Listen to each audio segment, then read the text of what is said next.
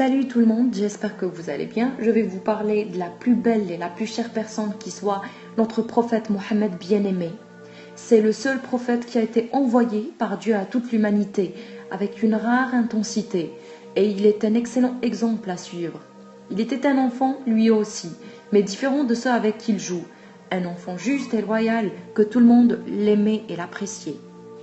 Notre prophète avait une famille, mais il a perdu son père avant même sa naissance. Il était donc orphelin. Avant sa naissance, annoncée depuis longtemps par Dieu, beaucoup d'événements extraordinaires eurent lieu. L'arrivée au monde de notre prophète avait été annoncée par le prophète Jésus et le prophète Moïse, qui vivaient bien avant le prophète Mohammed. Les livres des Juifs et des chrétiens avaient testé de la crédibilité du prophète Mohammed. Mais la nuit où notre prophète est né, les Juifs virent apparaître une nouvelle étoile dans le ciel, une étoile qu'ils n'avaient jamais vue auparavant.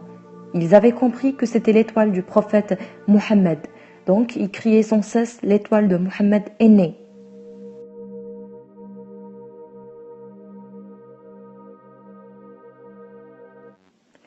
Un groupe de Juifs va voir la tribu d'Al-Qurayshit et l'ont demandé « Y a-t-il un enfant qui est né cette nuit ?» Ils répondirent « On ne sait pas ». Durant ces années, les gens adoraient les idoles fabriquées de bois. La Kaaba, qui avait été fondée par le prophète Ibrahim pour devenir la maison d'Allah sur terre, était pleine de dents.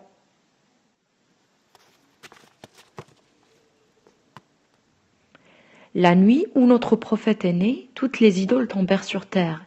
Les gens qui venaient à la Kaaba étaient choqués de voir ces idoles qui croyaient pourtant si puissantes, et donc ils craignaient même la colère.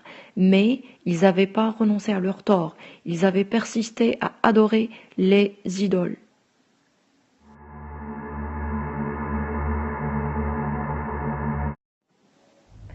Il faut savoir pourtant que c'est Dieu qui a créé toutes ces choses.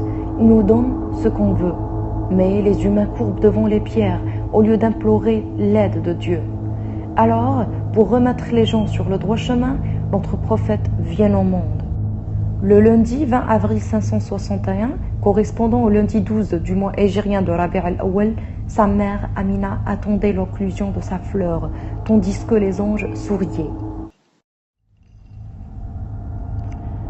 La morale du prophète est caractérisée par la globalité. Sa morale ne connaît pas de subdivision. Il se contemplait selon les nobles caractères, avec le fort ou le faible, avec le proche ou l'étranger, avec le musulman et le non-musulman, avec l'homme et l'animal.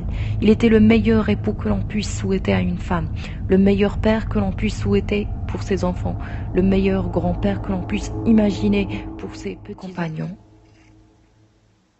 C'est notre prophète Mohammed.